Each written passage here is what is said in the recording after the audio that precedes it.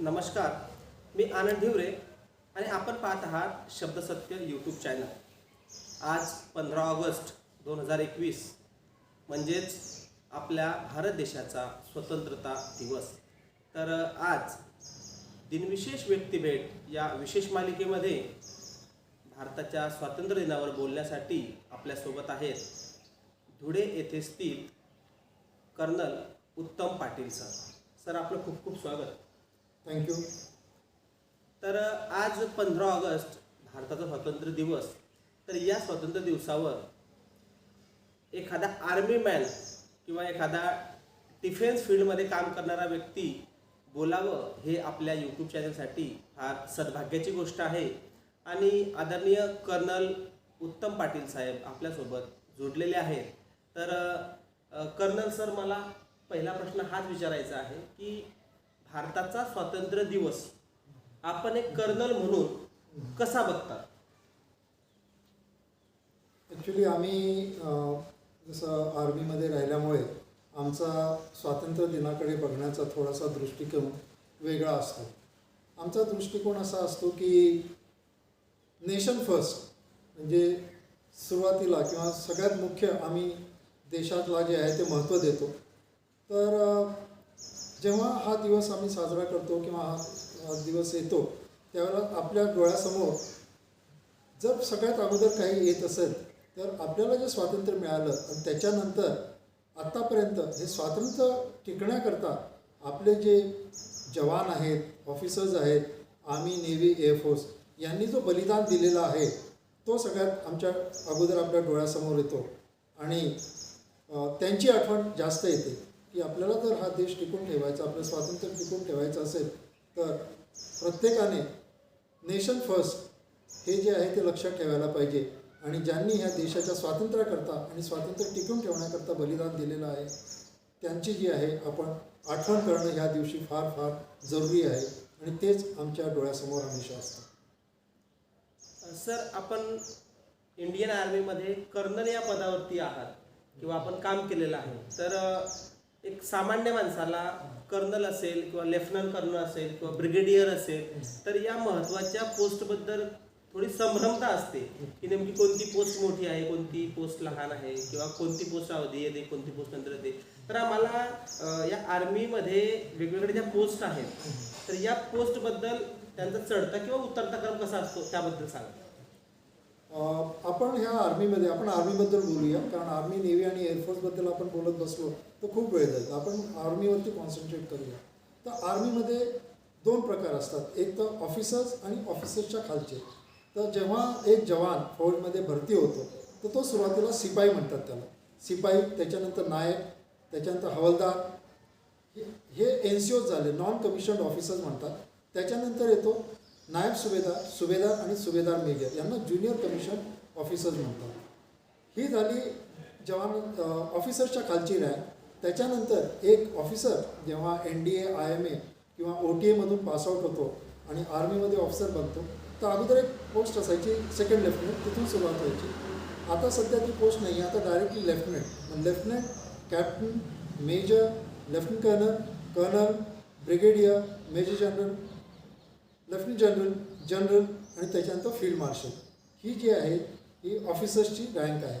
सध्या आपण तुम्हाला माहीतच असेल की भारतामध्ये दोन जे आहेत ते फील्ड मार्शल होऊन गेले, एक फील्ड मार्शल माणिकशॉ आणि फील्ड मार्शल करिअप्पा. तर ही जी आहे ती रँक स्ट्रक्चर इंडियन आर्मीची आहे. सरांनी अतिशय सोप्या शब्दामध्ये आपल्याला या स्ट्रक्चरविषयी सांगितलेलं आहे, जेणेकरून आमच्या प्रेक्षकांनाही ते कायमस्वरूपी स्मरणात राहील. तर सर, आपण तुमच्याबद्दल थोडंसं जाणून घेऊया की सर, आपण इंडियन आर्मीमध्ये भरती होण्यापूर्वी काय करत होतात किंवा आपण इंडियन आर्मीमध्ये भरती कशी झालात आणि भरती झाल्यानंतर आपण कोणत्या पोस्टवर होतात आणि आपण ज्या वेळेला शेवटच्या स्टेपला गेलो तर तुम्ही कोणत्या पोस्टला होतात? मी मोरगाव खोल, रावेर तालुका, जळगाव जिल्हा इथला राहणारा आहे. आणि माझं 3रीपर्यंतचं जे शिक्षण आहे ते मोरगावला झालं. त्याच्यानंतर मी 4थी आणि 5वीचं शिक्षण जे आहे ते उस्मानाबादला केलं. त्यावेळेला सैनिक स्कूल सातारा हे नुकतंच निघालेलं होतं. ते एक एंट्रन्स एक्झाम जे म्हणतो आपण, ती एंट्रन्स एक्झाम मी दिली आणि 5वीमध्ये 1966 सैनिक स्कूल साताऱ्यामध्ये मी भरती झालो. तिथे 5वी ते 11वीपर्यंत म्हणजे हायर सेकंडरीपर्यंत आम्हाला तिथे शिक्षण दिलं जातं. आणि सैनिक स्कूलचा एक मुख्य उद्देश, हे जे सैनिक स्कूल आहे हे रक्षा मंत्रालयाच्या अंडर येतात आणि त्यांचा मुख्य उद्देश हे असतो की तिथल्या मुलांना नॅशनल डिफेन्स अकॅडमी किंवा इंडियन मिलिटरी अकॅडमी किंवा ऑफिसर्स ट्रेनिंग अकॅडमी याच्याकरता ट्रेन करणं, म्हणजे ते ऑफिसर रँककरता ट्रेन केलं जातं. तर मी तिथे 11वीपर्यंत होतो. 11वीनंतर नॅशनल डिफेन्स अकॅडमीची मी कंबाईंड डिफेन्स सर्व्हिसेस एक्झाम असते ती दिली. त्याच्यानंतर सर्व्हिस सिलेक्शन बोर्ड असतं, मेडिकल असते आणि मेरिट असते. ती क्लिअर झाल्यानंतर 1973 ते 1976 3 वर्ष मी national defence academy Khadakwasla Pune येथे होतो. ह्या अकॅडमीमध्ये तुम्हाला आर्मी, नेव्ही आणि एअरफोर्सचं कंबाईंड ट्रेनिंग दिलं जातं. तिथून पासआउट झाल्यानंतर मी आर्मी कॅडेट होतो. मी 1976 ते 77 इंडियन मिलिटरी अकॅडमी डेहराडून इथे 1 वर्षाचं ट्रेनिंग तिथे घेतलं आणि तिथून मी 1977 साली सेकंड लेफ्टनंट ह्या पोस्टवरती मी ऑफिसर म्हणून तिथे मी कमिशन झालं. माझी पहिली रेजिमेंट 6 राजपूत होती. त्याच्यानंतर second lieutenant, captain, major, lieutenant colonel आणि कर्नल ह्या पदावरती मी 2010ला 31 मेला मी तिथून रिटायर झालो. तर ही माझी एक थोडक्यात जर्नी होती. 2010ला आपण रिटायर झाला, पण त्यानंतरही आपण धुळ्याला आर्मी हॉस्पिटलला काम केलं, त्याबद्दल सांगा. 2010ला मी जेव्हा रिटायर होऊन धुळ्यामध्ये आलो तर त्यानंतर इथे धुळ्यामध्ये एक आर्मीचं हॉस्पिटल नव्हतं. इथे आमचे जे जवान आहेत, रिटायर्ड ऑफिसर्स किंवा जवान, ते इथून 150 किलोमीटर देवलाली, नाशिकला जे मिलिटरी हॉस्पिटल आहे तिथे जात होते. मग आर्मीने इथे हॉस्पिटल काढलं 16 जुलै 2012ला. तेव्हापासून ते 24 मे 2021पर्यंत मी इथे कमांडिंग ऑफिसर किंवा ऑफिसर इन्चार्ज म्हणून तिथे मी काम केलं या हॉस्पिटलमध्ये, जे की आर्मीच्या जवानांकरता असतं. जिथे पेन्शन जे आर्मीचे जवान वगैरे आहेत त्यांना आर्मी ट्रीटमेंट देते. सर, आपण आपल्या या पूर्ण सर्व्हिसच्या काळामध्ये भारतामध्ये कोणकोणत्या ठिकाणी पोस्टिंगला होतात? मी एक्झॅक्टली जागेचं नाव नाही सांगू शकत, परंतु मी तुम्हाला सांगतो की JNK, जम्मू आणि काश्मीर, तिथे माझ्या 3 पोस्टिंग होत्या. त्याच्यानंतर नॉर्थ ईस्टमध्ये मी एक मिझोरामला होती, 2 माझ्या आसामला पोस्टिंग होत्या. त्याच्या व्यतिरिक्त राजस्थानला पोस्टिंग होती, जी की डेझर्टमध्ये म्हणतो आपण. त्याच्या व्यतिरिक्त मला चेन्नई आणि कलकत्ता इथे पण मला पोस्टिंग मिळाली. आणि माझ्या ह्या आर्मीच्या करिअरमध्ये मला आपण जे म्हणतो की जसं बॉर्डर रोडमध्ये मी तिथे 4 वर्ष होतो आणि NCCमध्ये पण मी ऑफिसर कमांडिंग म्हणून 1 वर्ष धुळ्याला होतो आणि 3 वर्ष मी कलकत्त्याला होतो. तर ह्या माझ्या मोठमोठ्या पोस्टिंग आहेत. त्याच्यानंतर मी गयाला पण होतो, अमृतसरला होतो. तर हे काही ठिकाणं आहेत जिथे माझी पोस्टिंग आहे. सर, आपण जवळजवळ पूर्ण भारत फिरलेले आहात. तर आपल्याला आपल्या भारतामध्ये फिरत असताना वेगवेगळ्या भाषा आहेत, वेगवेगळे स्टेट आहेत, वेगवेगळे लोक तुम्हाला भेटले असतील. तर एकंदरीत एक आर्मी ऑफिसर म्हणून आपल्या देशाकडे बघण्याचा दृष्टिकोन कसा होता? जसं तुम्ही सांगितलं की आम्ही एका आर्मी जवानाला किंवा एका आर्मी ऑफिसरला त्याच्या सर्व्हिसमध्ये ऑलमोस्ट पूर्ण भारत फिरायचा तुम्हाला एक संधी मिळते. आम्ही असं बघतो की आपण जेव्हा बॉर्डरवरती असतो किंवा आपण दुसऱ्या राज्यामध्ये असतो तर आपण जे म्हणतो की युनिटी अँड डिसिप्लिन हे जे NCCचं एक ब्रीद वाक्य आहे. तर असं मला तरी असं वाटतं की कुठल्याही राज्यामध्ये जरी गेले तर विविधता जरी असली तरी लोकांचा देशाबद्दल प्रेम हे प्रत्येकाचं असतं. आणि आमच्या आर्मीकडे खास तौर पे आम्हाला जेव्हा जेव्हा त्यांची मदत लागते ते मदत करतात, उत्साहाने मदत करतात. आणि असं कधी वेगळंच वाटत नाही की आपण आपल्या स्टेटच्या किंवा आपण आपल्या गावाच्या बाहेर आहोत. तिथे ते तुम्हाला आदर करतात आणि आर्मीबद्दल, आपल्या देशाबद्दल त्यांना खरंच प्रेम असतं. आणि खास तौर पे मेरे ख्याल से जो हमारे बॉर्डर स्टेट्स हैं जैसे कि पंजाब, JNK, हिमाचल, आसाम, मिज़ोरम, तो ये जो स्टेट्स हैं यहाँ पे थोड़ा सा एक अच्छा लगता है क्योंकि उनको मालूम है कि बॉर्डर पे क्या दिक्कत होती है, जवानों को क्या दिक्कत होती है, आर्मी क्या काम करती है. तो वहाँ पे आर्मी को थोड़ा ज़्यादा रिस्पेक्ट मिलता है. और हमें कभी ऐसा महसूस नहीं हुआ कि हम अपने स्टेट से या अपने घर से बाहर हैं. जहाँ पे भी गए हमने अपना घर समझा और लोगों ने भी हमें उसी तरीके से मदद की और प्यार किया. सर आपण सध्या बघत आहेत की आपली जी भारतीय आर्मी आहे हे जगामध्ये खूप चांगल्या प्रकारे नाव लौकिक मिळवलेलं आहे. आपल्या देशाने वेगवेगळे युद्ध जिंकलेले पण आहेत. तर आपल्या आयुष्यामध्ये आपल्या या पूर्ण कारकिर्दीमध्ये आपण एखाद्या युद्धामध्ये सामील झाले आहात का? देखो, जब मैं इंडियन आर्मी ज्वाइन किया था तो मैंने 1977 में ज्वाइन किया था, और आखिरी जो युद्ध था जो कि फुल फ्लेज्ड वॉर कहते हैं वो 1971 में हुआ था। उसके बाद जो भी हुए हैं वो ऑपरेशन हुए हैं, जैसे कि कारगिल ऑपरेशन, ऑपरेशन पवन या पराक्रम या रक्षक, ये जो ऑपरेशन हुए हैं, तो मैंने अपने सर्विस के अंदर ऑपरेशन पराक्रम, ऑपरेशन रक्षक, ऑपरेशन कारगिल, इनके अंदर जो है वो भाग लिया, खासतौर पे ऑपरेशन पराक्रम और ऑपरेशन रक्षक में।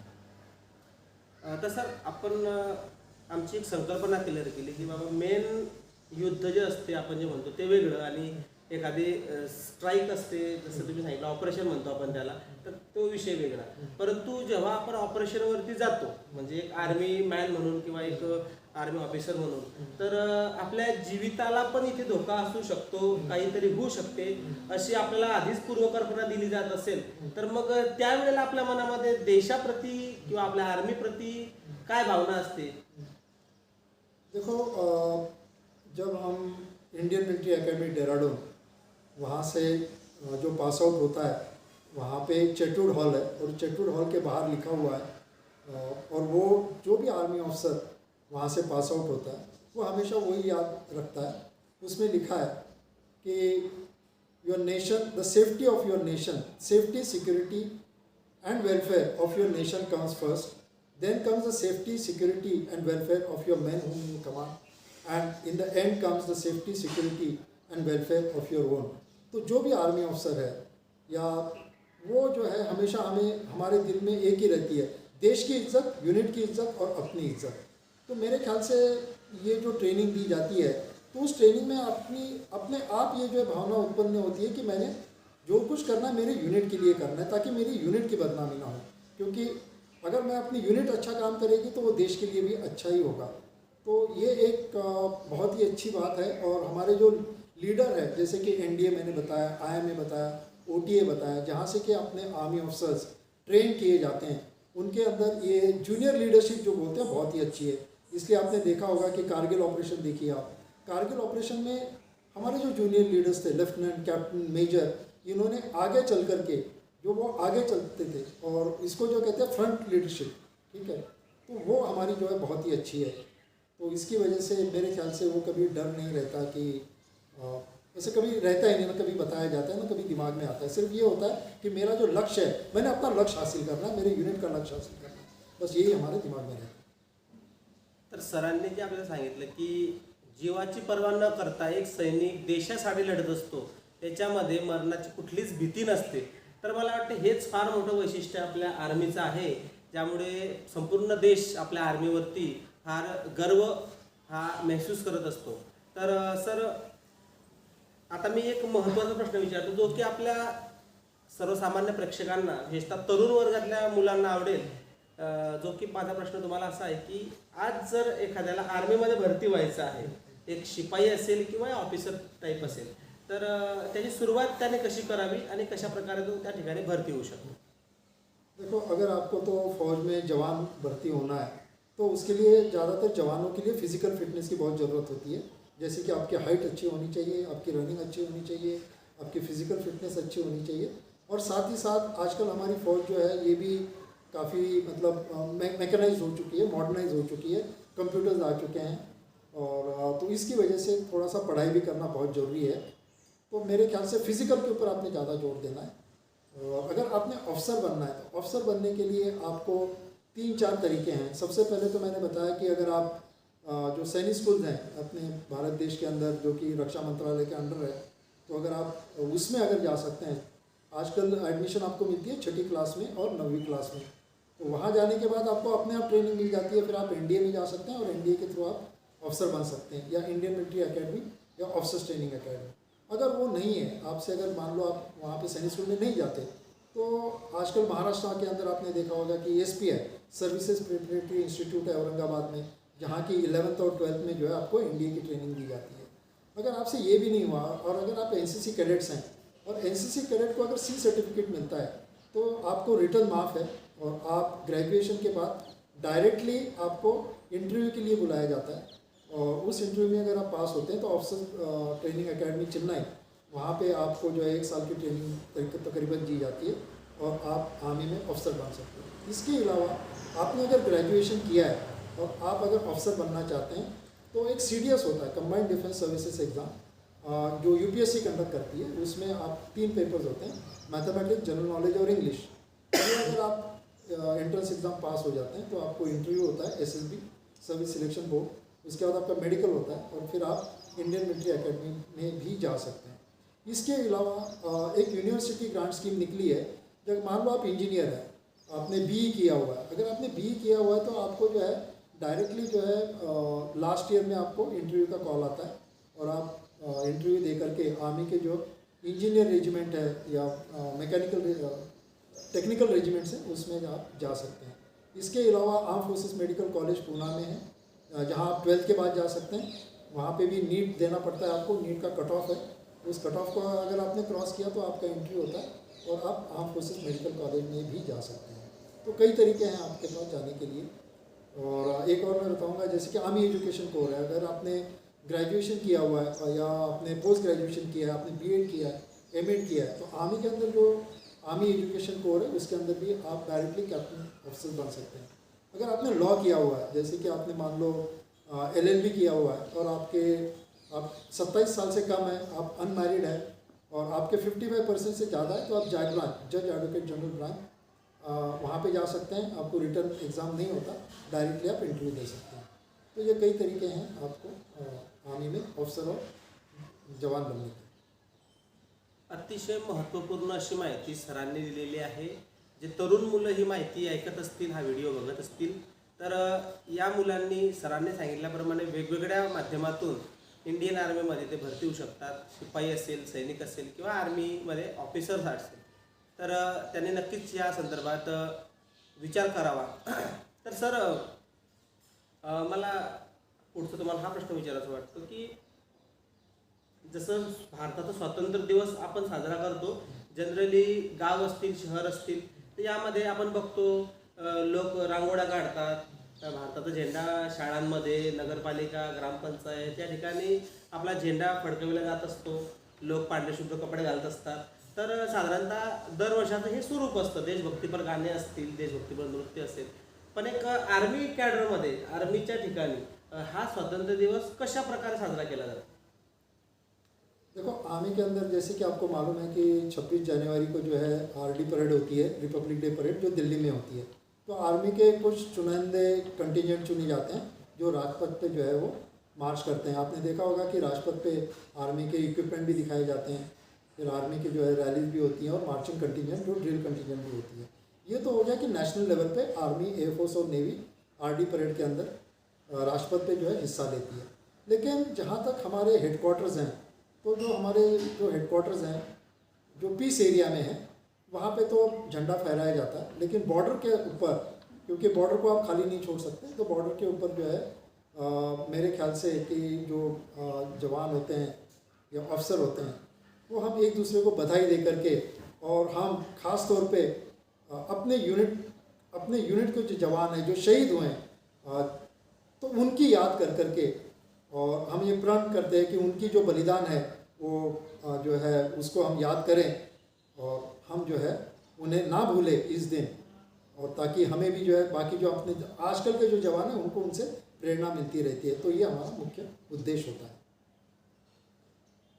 सर, ज्याप्रमाणे आर्मीमध्ये आपण सांगितलं की अतिशय उत्साहात हा दिवस तेथेही साजरा केला जातो, एक प्रेरणा एकमेकांना दिली जाते. तर आताचे जे प्रोग्राम आपल्या शहरामध्ये, गावामध्ये होत असतात 15 ऑगस्टच्या दिवशी, तर या प्रोग्रामबद्दल आपलं काय मत आहे की हे सफिशियंट आहे किंवा याच्या व्यतिरिक्त अजून काय काय झालं पाहिजे 15 ऑगस्टच्या दिवशी, जेणेकरून ते लोकांना अजून प्रेरणादायक ठरेल? नहीं, उस दिन तो मैं देखता हूँ कि सुबह से लेकर के शाम तक जो है काफ़ी लोगों के अंदर जोश रहता है। हर एक आदमी जो है, स्कूल के अंदर प्रोग्राम्स होते हैं, ड्रामाज होते हैं, राष्ट्रीय गीत और वीर गीत जो है वो गाए जाते हैं। लेकिन मेरे ख्याल से साथ साथ अगर ये भी हो जाए कि जैसे जो हमारे नौजवान हैं जिन्होंने देश के लिए जो है बलिदान दिया है, जैसे कि आप लोग चलो अभी ज़्यादातर अभी कारगिल दिन हुआ है अपना 26 जुलाई को, तो उस कारगिल ऑपरेशन के अंदर जो हमारे जवान थे, जो हमारे अफसर थे, जिन्होंने बलिदान दिया है, उनके बारे में मेरे ख्याल से अगर जो युवा पीढ़ी है उनको बताया जाए तो मेरे ख्याल से उनको पता चलेगा कि यस, ये जो हमारा स्वातंत्र्य है इसको कायम रखने के लिए किन किन लोगों ने किस किस जगह पे और किस किस परिस्थितियों में बलिदान दिया है। तो ये जानना मेरे ख्याल से बहुत ज़रूरी है आजकल की युवा पीढ़ी को। हालांकि यूट्यूब और बाकी आजकल बाकी माध्यम में जो आप जान सकते हैं, लेकिन अगर उस दिन अगर ये हो जाए तो मेरे ख्याल से और भी बढ़िया रहेगा। सर,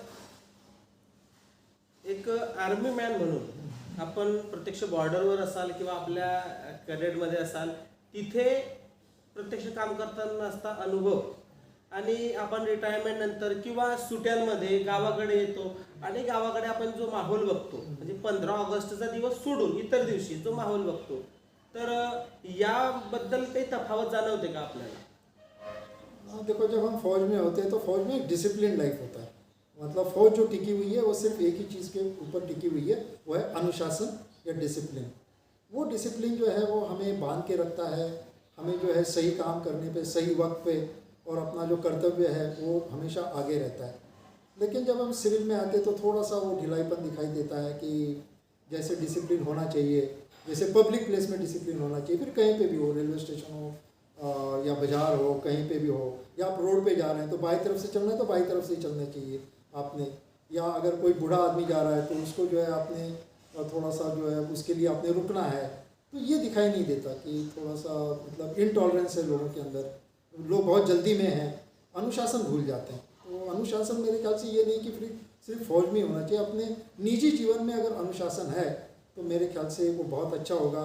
इससे जो करप्शन हम जो बोलते हैं, जो कि बहुत बड़ी समस्या है हमारे देश की, वो भी अगर वो एक ही चीज़ से अगर मेरे ख्याल से ख़त्म हो सकती है, वो अनुशासन। तो अंदरूनी अनुशासन अगर हर जगह पे छोटे स्केल से अगर लिया जाए, स्कूल से, कॉलेज से, घर में या पब्लिक प्लेसेस में, तो मेरे ख्याल से और भी हमारा देश जो है आगे बढ़ सकतो। सर, आपण आता अनुशासनाबद्दल बोलला की आर्मीमध्ये फार डिसिप्लिन असतं, तर एक सामान्य माणूस म्हणून जो कधी आर्मी एरियामध्ये जात नाही किंवा जो कधी प्रत्यक्षात बॉर्डरवर जात नाही किंवा तो आर्मीचे जे जवान असतात त्याच्यासोबत जात नाही, त्याच्यासोबत राहत नाही किंवा तो राहू शकत नाही, तर त्यांना फक्त त्यांच्याविषयी माहितीच मिळत असते। जसं बाबा खूप डिसिप्लिन असतं तिकडं आर्मीमध्ये, आर्मीच्या लोकांना वेळेवर उठणे, वेळेवर झोपणे किंवा प्रत्येक गोष्ट वेळेवर असेल, किंवा त्यांना जर थोडासा डिसिप्लिन चुकला तर फार त्यांना पनिशमेंटही मिळते असं आम्ही ऐकलेलं असते, टी व्हीत बघितलेलं असतं। तर सर, याच्याबद्दल सांगा की आर्मीचे जे जवान आहेत, ऑफिसर आहेत, यांचा डेली क्रम कसा असतो, दैनंदिन जीवन यांचं कसं असते? देखो, आर्मी के अंदर जो है बड़ा शिस्तबद्ध या अनुशासन जो है जीवन होता है। सुबह जो है सबको जल्दी उठना पड़ता है, क्योंकि एक बटालियन के अंदर 600 जवान रहते हैं, सबने तैयार होना है। और पीटी के लिए जो सबसे की फिजिकल ट्रेनिंग बोलते हैं, वो हमारी तकरीबन 5:30-6 बजे शुरू हो जाती है। तो ऑब्वियसली अगर जवान को तैयार होना है और चाय पी करके अगर आना है तो उसको 5-5:30 बजे, 5 बजे तो डेफिनेटली उठना पड़ता है। फिर फिजिकल ट्रेनिंग के बाद जो है, फिर उसके बाद हमारी यूनिट के अंदर जो है वो उनकी इंडिविजुअल ट्रेनिंग होती है या कंपनी वाइज ट्रेनिंग होती है, बटालियन वाइज ट्रेनिंग होती है। बटालियन अपने अपने जो, जैसे कि अगर इन्फेंट्री रेजिमेंट है, आर्टिलरी रेजिमेंट है, टैंक के रेजिमेंट है, वो अपनी अपनी ट्रेनिंग करते हैं जो उनके जॉब से मिलती जुलती है। और उसके अलावा जो है हमारे जवान जो होते हैं वो कुछ कम पढ़े लिखे जवान होते हैं, कुछ जवान को जो है वो चाहते हैं कि वो आगे पढ़े, तो उनके लिए भी क्लासेस ली जाती है। जवानों के लिए और भी जो ट्रेनिंग होती है, जैसे मैप रीडिंग होता है या फिर वेपन ट्रेनिंग होता है, तो ये ट्रेनिंग तकरीबन 12-12:30-1 बजे तक चलती है। फिर उनका लंच आवर होता है, दोपहर का नाश्ता खाना, और उसके बाद थोड़ा सा रेस्ट, और फिर शाम को जो है आमतौर पे गेम्स होते हैं। तो ये गेम्स जो हैं, यानी कि 2 किस्म के गेम्स होते हैं, आउटडोर गेम्स और इंडोर गेम्स। आउटडोर गेम्स मतलब फुटबॉल, वॉलीबॉल, बास्केटबॉल। तो ये जो गेम्स हैं ये बहुत महत्वपूर्ण रखते हैं, क्योंकि जब आप गेम्स खेलते हैं तो आप जवान और अफसर मिलकर खेलते हैं, कंपनी में खेलते हैं, तो एक जो ब्रदरलीहुड होता है, जो एकता होती है, अनुशासन होता है, या एक बटालियन के बारे में जो स्पिरिट होती है कि ये मेरी बटालियन है, मेरी कंपनी है, तो ये जो है बहुत सबसे अगर कहीं बनती है तो वो जो है बनता है वो स्पोर्ट्स फील्ड के अंदर। और उसके बाद जो है फिर उसके बाद बाकी शाम को कभी कभी नाइट ट्रेनिंग हो जाती है। तो आमतौर पे आपने देखा कि पूरे दिन में जो है ट्रेनिंग ही चलती रहती है। सुबह फिजिकल ट्रेनिंग, शाम को गेम्स, और बीच में जो है individual training, company training, battalion wise training, हमारी एक्सरसाइज चलती रहती है। तो ये कंटिन्यूस प्रोसेस है, ये नहीं कि लड़ाई आ गई तभी ट्रेनिंग करेंगे। तो ये अगर आप वो कहते हैं कि जितनी आप सख्त ट्रेनिंग करोगे, the more you sweat in peace the less you will bleed in war. मतलब जितना खून आप बहाओगे पीस टाइम में, तो उतना ही आपका जो है पसीना आप बहाओगे पीस एरिया में, तो आपका जो है खून बचेगा लड़ाई के अंदर। तो उसको मद्देनजर रखते हुए ट्रेनिंग दी जाती है। यस सर, आपण रिटायरमेंट नंतर एक अकॅडमी सुरू केलेली आहे असं मी ऐकलेलं आहे आणि आपण या अकॅडमीच्या मार्फत आजची जी तरुण मुलं आहेत तर या मुलांना आर्मीमध्ये कसं भरती व्हायचं, NDAमध्ये कशा प्रकारे तयारी करायची या संदर्भात आपण गायडन्स करत असतात। तर नक्की ते अकॅडमी कोणती आहे आणि ती कशी चालू आहे त्याबद्दल आमच्या प्रेक्षकांना थोडं सांगा। देखो ये अकेडमी जैसे युवा जो यहाँ के युवक है, खास तौर पे मैंने देखा तो NCC कैडेट्स हैं। अभी NCC कैडेट्स को A, B, C और सर्टिफिकेट मिलता है, लेकिन उनको वक्त पे जो है गाइडेंस ना मिलने की बजाय जो है उनको वो टाइमली अपना प्रिपरेशन नहीं कर पाते। जैसे आपको अगर NDA में जाना है तो आपकी उम्र जो है 17.5 से लेकर के 19.5 साल की होनी चाहिए। आपका 12th पास होना चाहिए, आपने CDS एग्ज़ाम देना है, आपने जो है इंटरव्यू के लिए तैयार करना है, अपनी फिजिकल फिटनेस तैयार करनी है। तो ये जो छोटे छोटे पॉइंट्स हैं कि फौज में भर्ती होने के लिए आपका, जैसे कि आपका एजुकेशन क्या होना चाहिए, आपका उम्र क्या होनी चाहिए, फौज में भर्ती होने के लिए जैसे कि अगर NDA में ज्वाइन है तो आपका English has to be good actually. तो these are the small thing that we keep telling the children, we keep guiding them so that they are well prepared, well in time and they are able to get the maximum out of it. Yes, तर sir जे army man retired होऊन गावाकडे परत येत असतात तर ते दुसरीकडेही job करत असतात किंवा काही तुमच्यासारखे लोक असतात जे एखादी अकॅडमी वगैरे स्थापन करून आपल्या ज्ञानाचा हा दुसऱ्याला उपयोग करून देत असतात आणि काही आर्मी मॅन हे त्यांच्या आवडीचं काम करत असतील। तर आपल्याला एक आर्मी ऑफिसर म्हणून काय वाटतं की एक आर्मी मॅनने ज्या वेळेला तो रिटायर होऊन गावाकडे परत येतो तर त्याने मोस्टली काय करायला हवं?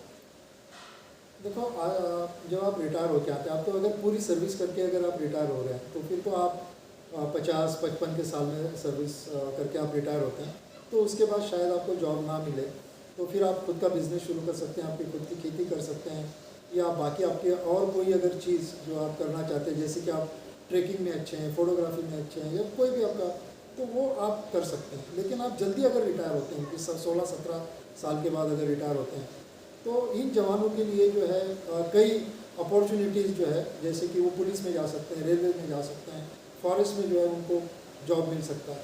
लेकिन मेरे ख्याल से हमारे जवान आजकल पढ़े लिखे हैं, ये खुद का बिजनेस भी शुरू कर सकते हैं, स्मॉल स्केल इंडस्ट्रीज जो बोलते हैं वो भी वो शुरू कर सकते हैं। और कई जवानों ने मैंने देखा है कि आजकल वो आगे बढ़ रहे हैं और ये जो स्मॉल स्केल इंडस्ट्रीज या स्मॉल बिजनेस इसमें भी जो है वो आगे बढ़ रहे हैं, क्योंकि आजकल की फौज पढ़ी लिखी फौज है। ये आजकल नॉलेज भी जो है आपको इंफॉर्मेशन टेक्नोलॉजी की वजह से काफ़ी मिल जाता है। तो मेरे ख्याल से आजकल के जवान हर क्षेत्र में रिटायर होने के बाद मेरे ख्याल से उसको जहाँ पे भी उसको चाहता, उसका दिल चाहता है, जहाँ दिल चाहता है वहाँ जाओ, मैं तो ये कहूँगा। सर, आपण एक आर्मी ऑफिसर किंवा आर्मी सैनिक म्हणून प्रत्यक्ष बॉर्डरवर काम करत असतो आणि त्याच वेळेला आपली फॅमिलीला तिथे अलाउड जर नसेल तर आपण फॅमिली घरी ठेवत असतो किंवा आपले आई वडील असतील किंवा आपल्या सोबतचे आपले बाकीचे भाऊ बहीण असतील किंवा आपण ज्या गावात लहानचे मोठे झालो किंवा ज्या शहरात लहानचे मोठे झालो ते शहर तिथेच असते। तर मग आपण एक आर्मी मॅन म्हणून, आर्मी ऑफिसर म्हणून जेव्हा प्रत्यक्ष बॉर्डरवर काम करत असतो तेव्हा यांच्याबद्दल आपल्या मनात काय भावना येत असते? आपले गावाकडचे असतील, आपले आईवडील असतील, बायको मुलं असतील, भाऊ बहीण असतील, बाकीची मंडळी असतील। देखो पहले तो जॉइंट फैमिली सिस्टम हुआ करता था, तो जब जॉइंट फैमिली सिस्टम हुआ करता था तो एक फौजी जवान लीजिए, जवान जब फौज में भर्ती होता है तब उसकी उम्र में 17-18 साल की होती है। तो उस टाइम पे तो उसके घर में माताजी पिताजी उसके भाई बहन होते हैं, तो हमेशा उसको कोई वैसे चिंता नहीं रहती अपनी घर की, क्योंकि वहाँ पर लोग देखने वाले होते हैं। फिर उसकी शादी हो जाती है, शादी होने के बाद उसे मालूम है कि अगर जॉइंट फैमिली सिस्टम है, अगर वो इकट्ठे रह रहे हैं तो जवान को कोई अपने फैमिली के बारे में चिंता नहीं होती। लेकिन आजकल क्या हो रहा है, आजकल जो है जॉइंट फैमिली सिस्टम टूट चुका है, न्यूक्लियर फैमिलीज हो चुकी हैं, यानी छोटी छोटी फैमिलीज हो चुकी हैं। और एजुकेशन की वजह से कहो या बाकी किसी और की वजह से कहो, तो जवान को आजकल थोड़ी सी तकलीफ होती है, क्योंकि वो फिर उसको थोड़ा सा सोचना पड़ता है कि मेरी बीवी अलग एक अकेली रह रही है शहर के अंदर, बच्चे हैं उनको स्कूल में जाना है। तो ये थोड़ी सी जो है समस्या आज हमारे जवानों को और उनकी फैमिलीज़ को अभी फेस करनी पड़ रही है। तो मेरे ख्याल से सोसाइटी मिल कर के अगर आते हैं, इकट्ठे होते हैं, तो इसके बारे में हमें सोचना बहुत ज़रूरी है की उनको हमने मदत करनी चाहिए। सर, माझा शेवटचा प्रश्न तुम्हाला हाच असेल, आज 15 ऑगस्ट आहे, स्वातंत्र्य दिवस आहे, तर आपण एक कर्नल म्हणून, एक आर्मी मॅन म्हणून आपल्या भारतीयांना काय संदेश द्या? मैं तो यही कहूँगा जो मैं कहता आ रहा हूँ कि नेशन फर्स्ट, हमेशा जो है अपने, अगर देश को हम आगे रखते हैं कि मेरे दिमाग में या मैं जो भी काम कर रहा हूँ, अगर ये काम मेरे देश के लिए अच्छा है तो मेरे ख्याल से वो सही होगा, वो गलत नहीं होगा। तो अगर हम अपने देश के बारे में सोचते हैं और बाकी चीज़ के बारे में अगर सोचते हैं, बाद में सोचते हैं, तो मेरे ख्याल से हम अपने देश के लिए जिस फील्ड में भी हो, किसी भी फील्ड में हो, तो आप अपने देश के लिए ज़रूर योगदान दे सकते हैं। ये नहीं कि आपको फ़ौज में ही रहना ज़रूरी है, आप फ़ौज में ही रह कर के योगदान दे सकते हैं, नहीं, आप अपने फील्ड में भी दे सकते हैं। लेकिन आप ये याद रखें कि मेरे ख्याल से कि अगर नेशन फर्स्ट, हमेशा देश आगे। तर आज 15 ऑगस्ट या स्वातंत्र्य दिनी आपल्याशी बोलण्यासाठी कर्नल उत्तम पाटील सरांनी त्यांचा अमूल्य असा वेळ दिला, त्याबद्दल सर आपले खूप खूप आभार. थँक्यू. जय हिंद. जय. तर या ठिकाणी आपण थांबूया. सर्वांचे खूप खूप आभार.